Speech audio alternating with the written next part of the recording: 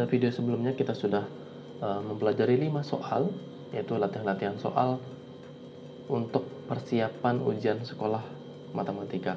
Nah, pada video kali ini kita akan lanjutkan kembali pembahasan tentang latihan-latihan soal tersebut. Oke, berikutnya untuk soal nomor 6 ya. Saya geser dulu ke bawah. Ya. Berikutnya soal nomor 6. Misalnya di sini saya akan membahas tentang persamaan kuadrat. Ya. Misalnya bunyi soalnya, tentukan akar-akar dari misalnya x kuadrat plus 5x min 14. Nah, seperti ini. Tentukan akar-akar dari x kuadrat ya plus 5x min 14. Nah, penyelesaiannya ini kita jawab dulu. Penyelesaiannya. Nah, kita akan mengerjakan soal ini dengan menggunakan pemfaktoran ya. Dimana ini saya tulis ulang dulu ya. X kuadrat plus 5x min 14. Adik-adik harus ingat ya, bentuk umum dari persamaan kuadrat itu seperti ini. Ada ax kuadrat plus bx plus c. Nah, seperti ini. Ini bentuk umum dari persamaan kuadrat. Ya, ini adik-adik harus ingat artinya apa. Berarti koefisien dari x kuadrat itu a, kemudian koefisien daripada x itu itu b, dalam hal ini 5, dan yang terakhir konstanta yang angka saja itu c, seperti itu. Nah, kita akan mencari akar-akar dari persamaan kuadrat ini. Nah, langkah pertama adalah kita mau mencari dulu, atau kita harus tahu dulu syarat-syarat dari pemfaktoran, karena kita akan menyelesaikan soal ini dengan cara pemfaktoran. Jadi kita akan mencari dua angka, yaitu x1 dan x2. Kita akan mencari dua angka x1 dan x2, di mana syaratnya adalah jika x1 itu dikali dengan x2, itu maka hasilnya harus c. Kemudian jika x1 dan x2 itu ditambah, x1 plus x2, itu hasilnya harus b. Seperti ini ya. Nah, untuk soal ini berapa c-nya? Kita akan bahas dulu. Ini saya tulis dulu. Kita harus catat dulu.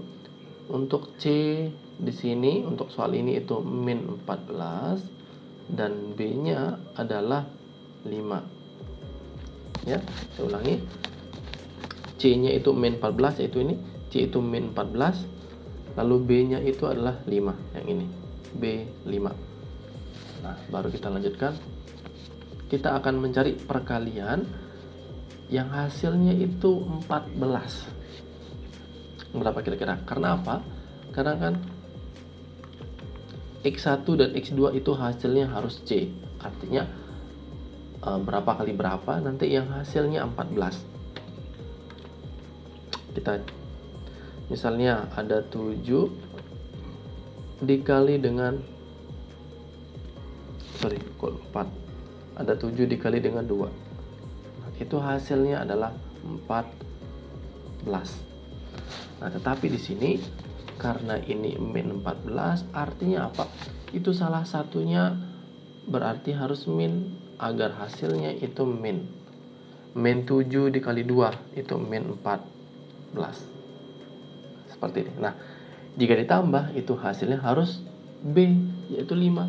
min 7 ditambah dengan 2. Hasilnya berapa? Min 5. Sedangkan yang kita mau cari adalah itu 5. Nah, pada tahap ini kita hanya perlu memindahkan posisi minnya saja. Nah, kalau yang awalnya itu minnya 7, maka kita akan pindah posisi minnya. Kita akan pindah ke 2. Tapi yang ini tetap kan, nanti hasilnya tetap min 14. 7 dikali min 2, min 14. Dan 7 ditambah dengan min 2, kan hasilnya min 5. Artinya 7 dikurangi 5, itu hasilnya adalah positif 5. Ini saya hapus dulu ya. Nah, artinya kita sudah dapatkan X1-nya itu adalah 7 dan X2-nya min 2. Maka penyelesaiannya adalah ini ke sini dan seperti ini. X plus 7 dan X min 2. Maka X plus 7 sama dengan 0 atau X min 2 sama dengan 0. Dan ini hasilnya X sama dengan min 7 atau mau pakai kata dan juga boleh, X sama dengan 2. Nah, inilah akar-akar dari persamaan kuadrat di atas. Nah, berikutnya soal yang ke-7. Soal yang ke-7. Misalnya tentukan integral. Nah, misalnya ada soal integral nih. Tentukan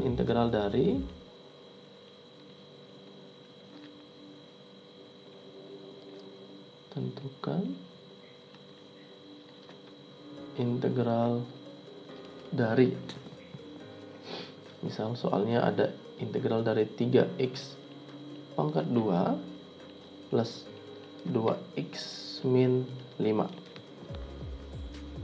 Maka penyelesaiannya adalah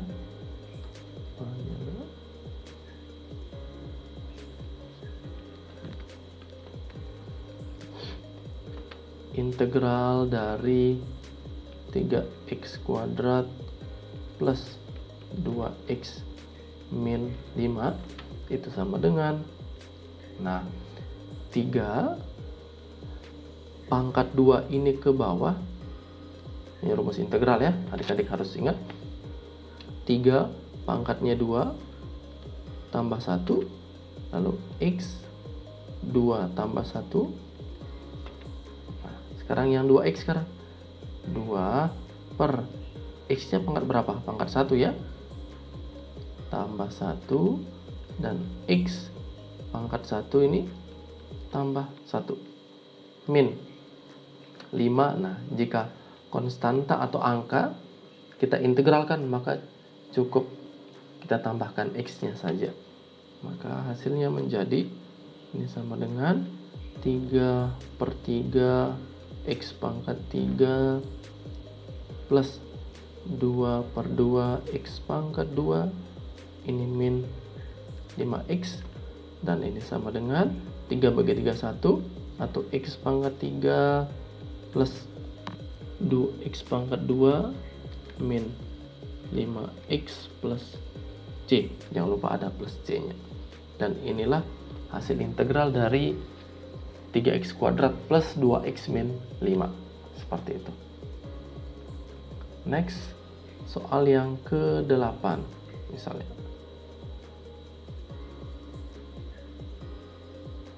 Oke, soal yang ke-8.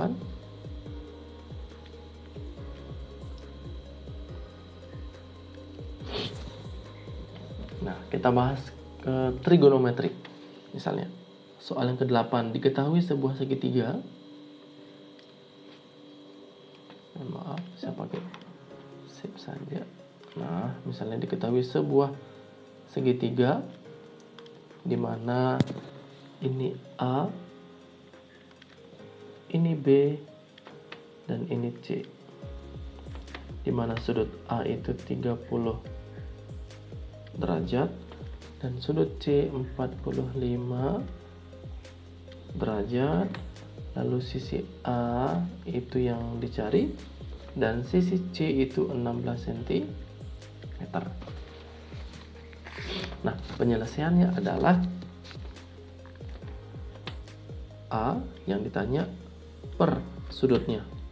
Ingat, untuk yang aturan sin itu pasangannya adalah ini, sisi A dengan sudut A dan sisi C dengan sudut C, ya. Tidak boleh salah untuk pasangannya. Jadi sisi A dengan misalnya ini, sisi A dengan sudut A dan sisi C dengan sudut C-nya, seperti itu, ya. Maka ini A dengan sudut A, sin A sama dengan, karena kita pakai yang C ya, maka di sini C panjang sisi C per sin sudut C, seperti ini, ya. Tinggal kita masukkan A yang ditanya per sin A berapa? 30 derajat, sudut A 30 ya, sama dengan C itu nih, C 16 cm per sin sudut C berapa? 45. Seperti ini. Maka ini A per sin 30 itu setengah sama dengan 16 per sin 45 berapa? Setengah akar berapa kira-kira? Setengah akar 2. Seperti ini. Kemudian ini dikali silang. Yang ini ke sini dan ini ke sini. Ya. Ini menjadi A dikali setengah akar 2 sama dengan setengah dikali 6. Nah, perhatikan. Yang ini bisa kita hapus atau coret, ya. Kita sederhanakan. Setengah dibagi setengah nanti 1. Maka tersisa itu A akar 2 sama dengan 6. Seperti ini. Nah, berikutnya, maka A sama dengan 6 per akar 2. Nah, sebenarnya jawaban adik-adik sudah selesai sampai di sini. Tetapi ingat, seperti merasionalkan akar itu tidak boleh ada akar di bawah atau yang menjadi penyebut, ya. Maka adik-adik harus merasionalkan akar ini nih, karena ada akar di sini. Seandainya jawaban adik-adik tidak ada akar di bawah, contoh misalnya 2 akar 3 per 5. Nah, seandainya jawaban adik-adik seperti ini, maka tidak perlu dirasionalkan. Kenapa? Karena tidak ada akar di bawah, ya. Tetapi karena ini ada akar di bawah, maka adik-adik harus merasionalkannya dengan cara apa? Dikali dengan akar itu sendiri. Ini akar 2, maka dikali dengan akar 2 per akar 2. Kalau di sini akar 3 misalnya, dikali dengan akar 3 per akar 3. Seperti itu ya. Atau seandainya di sini ada akar 1000, maka dikali dengan akar 1000 per akar 1000. Ini menjadi sama dengan 6 dikali akar 2, 6 akar 2 per akar 2 kali akar 2, akar 4. Akar 4 itu 2. Bisa kita sederhanakan nih. 6 dibagi 2, 3, dan akar 2 cm. Inilah panjang sisi A. Ya, maka panjang sisi A adalah 3 akar 2 cm, seperti yang tadi. Oke, berikutnya soal yang ke berapa sekarang? Ke-9. Soal yang ke-9. Nah, seperti ini. Kalau tadi kita bahas aturan sin, sekarang kita bahas yang aturan kosinus. Misalnya diketahui sebuah segitiga seperti ini. Misalnya di sini A, ini B, ini C, kemudian ini 60 derajat, ini misalnya 5 cm, ini misalnya 8 cm. Pertanyaannya, berapakah panjang sisi C? Seperti ini. Dan penyelesaiannya adalah, ingat aturan cos ya. Kalau adik-adik lupa rumusnya tidak masalah ya. Jadi adik-adik tinggal masukkan angka-angkanya saja. Contohnya seperti ini. Misal di sini anggap saya lupa rumusnya ya, kita tidak pakai rumus. Maka penyelesaiannya adalah C kuadrat. Nah, ini ingat selalu kuadrat ya untuk kosinus. Kalau C yang ditanya maka C kuadrat. Kemudian 5 kali 8 atau 8 kali ada 5 ada 8, itu mana-mana duluan. Misalnya saya tulis 5 kuadrat plus 8 kuadrat ya.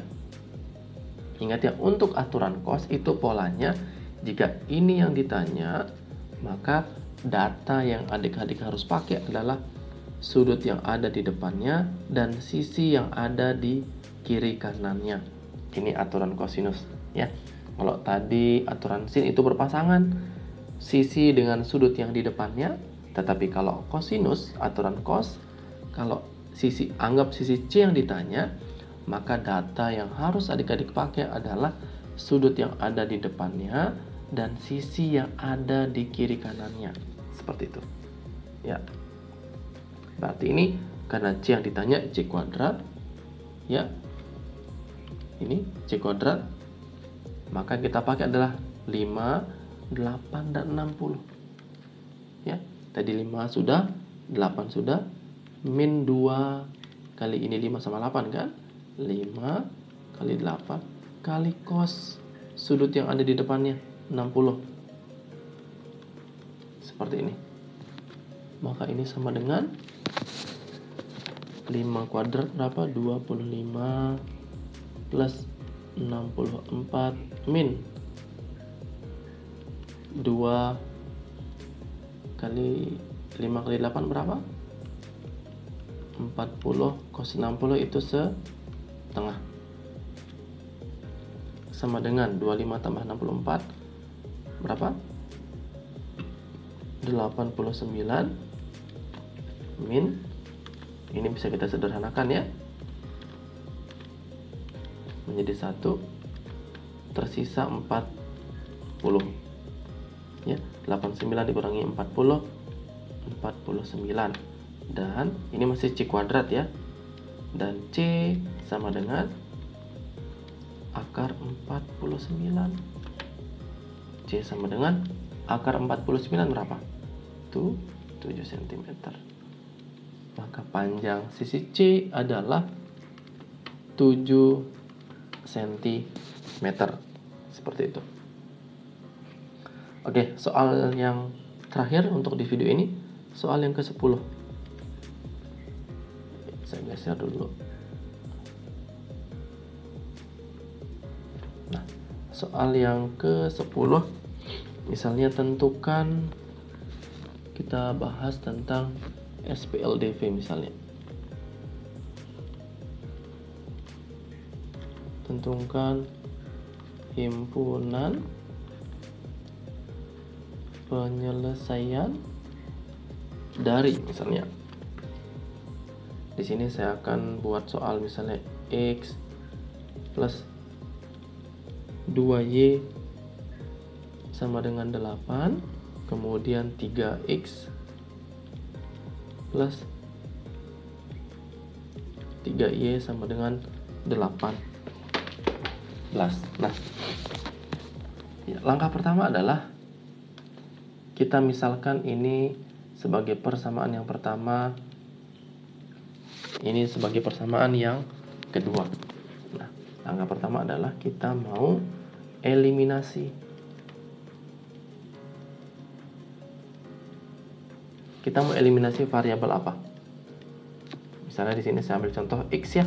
Atau kalau adik-adik mau eliminasi yang variabel yang Y, itu silahkan, tidak ada masalah ya. Jadi terserah adik-adik. Tapi dalam contoh ini saya akan eliminasi variabel yang X ya. Artinya apa? Kalau kita mau eliminasi variabel yang X, maka koefisien X itu harus sama ya. Fokus di X. Ini koefisiennya 1, ini 3 ya. Ini saya tulis ulang. Ini X plus 2Y sama dengan 8. Kemudian 3X plus 3Y sama dengan 18. Nah, ini adik-adik harus dikali dulu dengan angka berapapun. Yang penting hasilnya atau koefisien dari X itu harus sama. Ini ada 1, ini 3. Artinya apa? Agar dia sama, ini kita kali dengan 3. Ini cukup kita kali dengan angka 1 ya. Kalau adik-adik mau pakai angka yang lebih tinggi silahkan, tidak masalah. Tapi saran saya kita pakai atau perkalian dengan angka yang kecil-kecil saja. Berikutnya. Nah, berikutnya tinggal kita selesaikan. Ini dikali semua ya. Jadi ini semua dikali dengan 3, ini semua dikali dengan 1, dan hasilnya ini menjadi 3x plus 2 dikali 3, 6y sama dengan 8 dikali 3, 24. Dan ini yang di bawah tetap ya, karena cukup dikali 1. Nih, maka ini 3x plus 3y sama dengan 18. Karena ini sama-sama plus, tujuan kita adalah mengeliminasi, dan agar dia habis kita kurangi ya.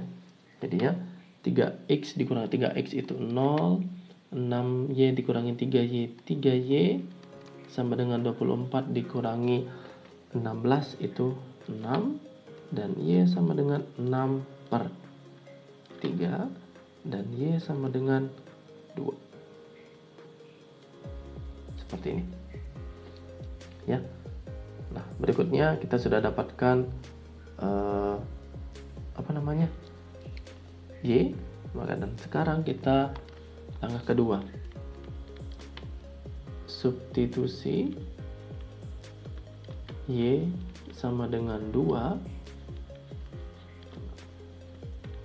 ke persamaan yang mana? Yang satu saja ya. Ingat, yang ini persamaan 1, ini persamaan yang kedua, seperti di atas tadi ya. Ini persamaan 1, ini persamaan yang kedua. Jadi adik-adik bebas mau substitusi ke persamaan yang manapun, entah itu 1 atau entah itu 2 ya.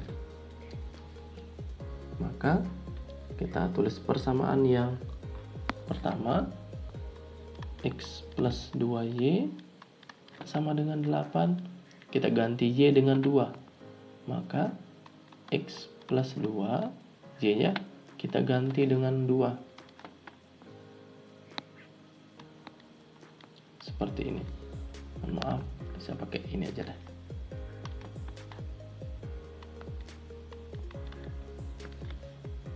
Ini y ya, kita ganti dengan 2,